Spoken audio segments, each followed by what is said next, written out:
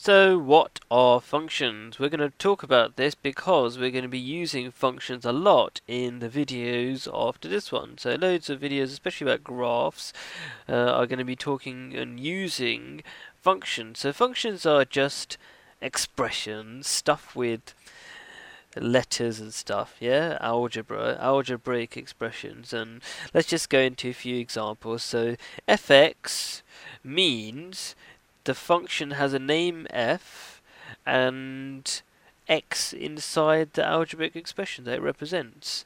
There's another function here, it's called g, and you'll notice they always have single letter names, and this function g has t's in them, and mostly, or in the videos that are coming up following this, you're going to deal with x's mainly. And when you say y equals fx, that just means some graph called y equals something with x, you know? So it could be y equals x squared plus 5x plus whatever, yeah?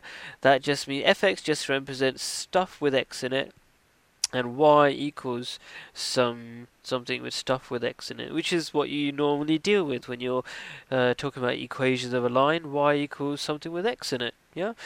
So that's the basics of what functions are. Let's do a few examples to demonstrate the point a bit further. If fx equals x plus x squared, what does f of 5 equal? Right, so if you've got this function, you're told this is the function, fx represents x plus x squared. If you replace this x with a 5, that means all of these will become 5. So you get 5 plus 5 squared, like it says here. And of course, 5 plus 5 squared is 30. So that's the first example. Second example, we've got 3fx plus 1. So in the previous one over here, we replaced the x with a 5. Now we're replacing the x with an x plus 1, and we're still using this same definition for this function. So fx is still equal to x plus x squared in all these three examples we're going to use here. So when I replace x with x plus 1, that means we're going to get, instead of x plus x squared, we're going to get x plus 1, sorry, over here, x plus 1 plus x plus 1 squared. So instead of x plus x squared, it's x plus 1 plus x plus 1 squared. And then on top of that, 3 times the whole function. So whatever the function was, times it by 3. So that's why I got 3 times the result of f of x plus 1, which was this stuff. So you'll notice I use square brackets. That's a standard thing to do. So it kind of looks neater if you got square brackets around places where you got normal brackets inside already. So that's that. And sometimes you need to go backwards.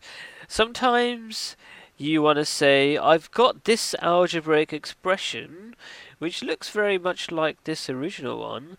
What is it in terms of fx? So we turned something fx, did weird things to the fx, and we found out what that is in terms of normal algebra expression in terms of x and all that.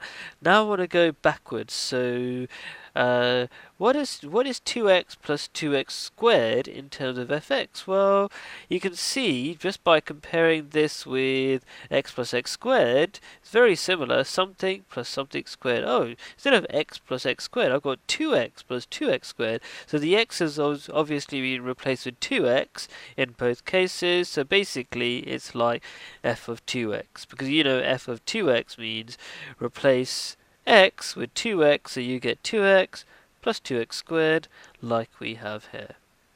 And that's it.